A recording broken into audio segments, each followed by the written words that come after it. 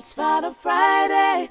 Dave, I asked you for someone who's an expert in a very specific niche that you love, and you said Rob Cesternino, who's on Twitter and YouTube at Rob Cesternino, and his last name is spelled Cesternino. He's the host of a podcast called Rob Has a Podcast, but before he was internet famous, if I have my timeline right, was he a contestant on Survivor? Is that Correct. Right? Yes. In season 6, The Amazon in 2003.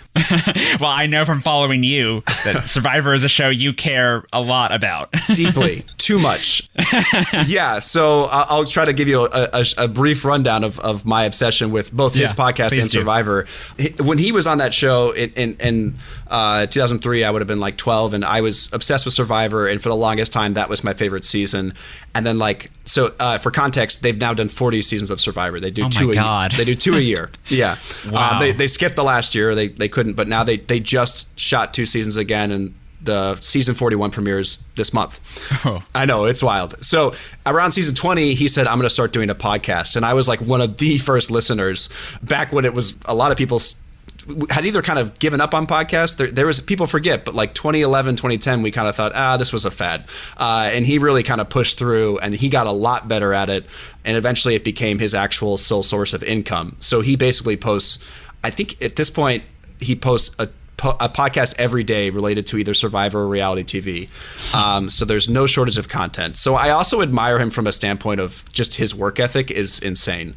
Last year, I don't know, maybe November, he decided to do a rewatch of every Survivor season and had all the fans rank them. And so he's been counting down, and now he's at the number 3 season of Survivor. It's and I don't know how he does it. And he can talk for 6 hours about anything. I don't envy that. I don't want to be that person. But like, it is wild the commitment he puts in and what he's built doing that. Now, but my Survivor obsession also kind of runs parallel with this, in that I've just always been obsessed. And around that same time he started that podcast, I had applied, and I was in college, and I was 20, and I got all the way through finals, and I was on the last cut. Oh, man. Yeah, I do think in retrospect, it's also I tell myself to make myself feel better that I was very young, so I could have had any number of moments where, they edit me to look like a complete doofus, which, it's not hard. And so they might have done me a favor, but even like that just in some ways just made me double down on my fandom.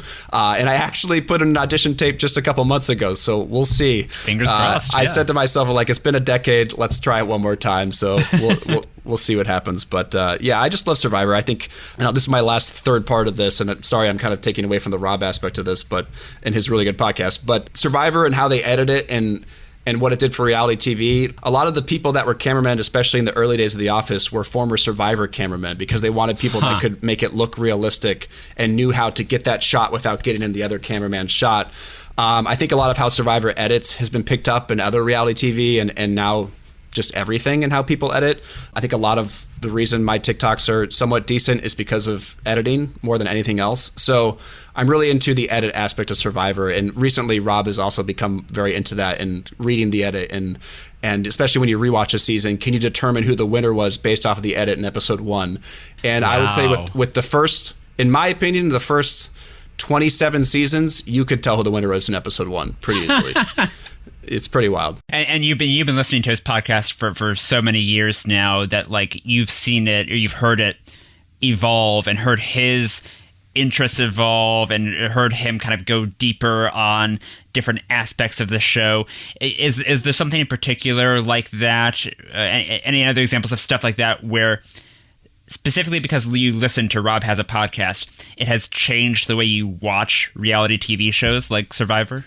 Obviously, my interest is in the edit, and like I said, he's gotten more into that. But the one thing that he's been so good at, and was good at when he was on the show, because he actually sort of changed the show when he was on, was making it much more about the strategy than the sort of niceness, like, we got to survive together part. Like, he very much was committed to, I'm here to vote people out and, like, socialize and do it in the right way, and this is all strategy. The Survivor part is sort of like secondhand. We'll survive. Like, they're not going to let us die. So he very much like sort of pioneered that. Like, and some people go, Survivor's fake. It's not. They lose like 30 pounds, but they're not going to let them die. So, right.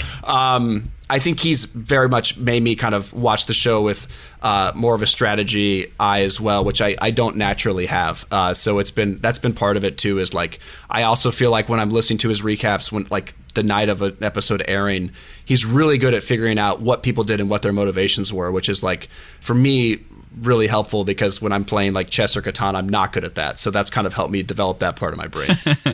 Okay, so I mean, there was a season of The Amazing Race where they had all internet influencers and creators and stuff. So there's a chance maybe they'll do the same thing for Survivor. There's hope for you yet.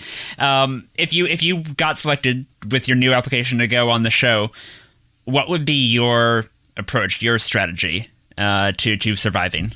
Well, so the way I think about it right now, and this could change, but there's a guy who's played, I think 3 times, which it's funny that it's hard to remember, but some of them have played 5 times, which is wild.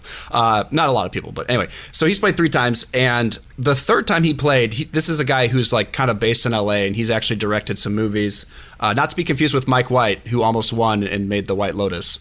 But anyway, Jonathan Penner is the guy I'm talking about, and the last time he was on, he got into people's heads where he would tell them like, what's your story? What story are you trying to tell? And I think I would develop that further where I would, if I was trying to get someone to do something and trying to motivate them, I would honestly like tell them like, you could be edited to look like a real idiot here, and like really try to use what I know about video editing and production to really get in their head and go like, hey, you already did this. They could just make it look like this was my idea, blah, blah, blah. Like all these different, that's how I would approach it if they let me. I don't know if they would, but that's my idea. Yeah, how much are you allowed to break the rules or bend the rules of the show? Yeah. Like they've only let a character break the 4th wall maybe a handful of times, and it's always a person that's come back that like the audience clearly loves. They really, what I understand, they really get mad when people do that, but I would be constantly Jim Halperting the camera if they let me, for sure. I remember, brief story, which is that the first season of Survivor, when the season finale was airing, my family was on vacation in Hawaii. And so my parents had reservations at a very nice restaurant, and my sister and I said, no. We're getting takeout from Subway, and we want to see the season finale of this new thing, Survivor. Incredible. I should confess that I have not watched any Survivor since then. I just was obsessed with the first season. Right. But like, I think there is something magical about sort of the conceit of the show of reality shows like that, where they really it really does feel, especially if it's a new thing for you, if it's a new show or if it's just a show you really care about, there is something kind of magical about the style of reality TV that I remember fondly. Yeah, and like especially that first season, and the game evolves so much. Like I said, it's much more about strategy now, and like whether or not someone can fish for food no longer really even makes the cut. Like right. It doesn't, whatever. But there is still something about the idea that everyone is forming alliances until they have to break them, because only one person could win. And I think that has been that. It just continues up until season 41. But yeah, that finale is like the most watched finale for any reality TV show still ever. It's like 60 million people were watching simultaneously, something like that. It's crazy. Yeah. Including you. And meanwhile, my parents had the most peaceful dinner of their lives. Of course. Yeah, they were like, great. they were like, Subway, this is great. Eat fresh. Get out of here.